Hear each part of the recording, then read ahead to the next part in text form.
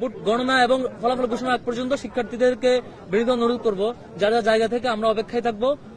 ফলাফল ঘোষণা এবং সামগ্রিক কাজ শেষে আমরা যার যার সন্তুষ্টি নিয়ে এবং যার যার হলের এবং বিশ্ববিদ্যালয়ের ডাকসুর রেজাল্ট দেখেই আমরা হলে এবং আবাসনে ফিরবো ইনশাল্লাহ।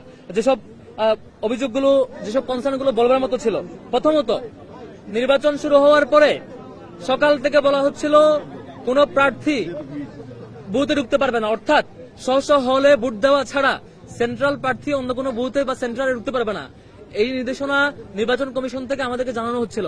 আমরাও আমাদের দিক থেকে কোনো প্রার্থী আমরা দুপুর পর্যন্ত সে কারণে ঢুকতে পারিনি, আমাদের ঢুকতে দেওয়া হয় নাই। কিন্তু আমরা লক্ষ্য করেছি ছাত্র দলের প্যানেলের বিপি প্রার্থী আবিদ ভাই, উনি প্রত্যেকটা বুথে ধরে ধরে, প্রত্যেকটা সেন্টারে ধরে ধরে সকাল 8টা থেকে ঢুকে শুরু করেছে।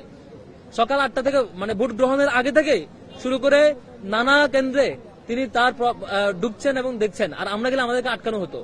এভাবে করে ছাত্র দলের অন্যান্য প্রার্থী এজিএস এবং জিএস প্রার্থীরাও এভাবে নানা কেন্দ্রে ঢুকে তাদের মতো করে এটা পরিদর্শন করেছে এবং তারা ম্যানিপুলেট করার চেষ্টা করেছে ভোটারদেরকে। এই অভিযোগ জানানোর পরে 1:30টার পরে এসে নির্বাচন কমিশন চিফ রিটার্নিং অফিসার আমাদেরকে ফোন দিয়ে জানাচ্ছেন, বাবা এতক্ষণ যা হয়েছে এখন তোমরা ঢুকতে পারবা। এটা কি নাটক মঞ্চ যে হচ্ছে মানে এতক্ষণ আমাদেরকে নিষেধ করবেন, শেষে আপনারা তাদেরকে সামনে নিতে না পারে নিষেধ না করে উল্টাও দিনের অর্ধেক সময় পার হওয়ার পর এটা বলবেন? এটা খুবই দুঃখজনক ছিল। একই সাথে আরো যে কয়েকটা ঘটনা ঘটেছে, 21শে হলের বুথে সেখানকার কর্মকর্তা এবং ছাত্র দলের সামগ্রিক প্রচেষ্টায় আমরা দেখেছি পূর্ণাঙ্গ ব্যালটে হল এবং সেন্ট্রাল প্যানেলে পূর্ণাঙ্গ ব্যালটে ছাত্র দলের প্যানেলের সকল প্রার্থীকে ভোট দিয়ে সেই ভোটের পেপার ব্যালট বক্সে ঢুকানো হচ্ছিল। সেই মুহূর্তে শিক্ষার্থীদের সামনে দৃষ্টিগোচর হওয়ার পরে তিনি যখন এবং প্রমাণ সহ যখন সবার সম্মুখে ধরা খেয়েছেন এবং প্রমাণ সহ হাতে নাতে ধরা পড়বার পরে বিশ্ববিদ্যালয় প্রশাসন তখন সাময়িক একটা ব্যবস্থা নিয়েছে। তার আগে আদৌ কিছু হয়েছে কিনা আমরা জানি না। সেই ভয়াবহ জালিয়াতি ধামাচাপা দিতে তারা একটি নাটক মঞ্চস্থ করেছে রোকেয়া হলের বুথে।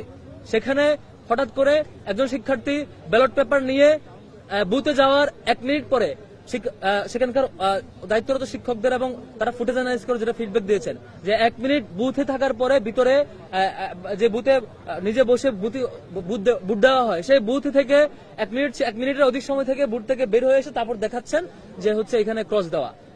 আমাদের ফিডব্যাক ছিল এখানে হয় জড়িত শিক্ষার্থী তিনি নিজে এটা নিয়ে 1 মিনিট থেকে সেটা করেছেন, অথবা সেখানকার স্টাফ অথবা শিক্ষক যে জড়িত হোক না কেন সাথে সাথে সে ফুটেজ অ্যানালাইসিস করে জড়িত ব্যক্তিকে দ্রুত পানিশমেন্টের আওতায় আনেন, রিমান্ডে নিয়ে যান, তথ্য বের করেন। আমাদের প্রস্তাবনা ছিল, কিন্তু সিসিটিভি ফুটেজ দেওয়া হয় নাই।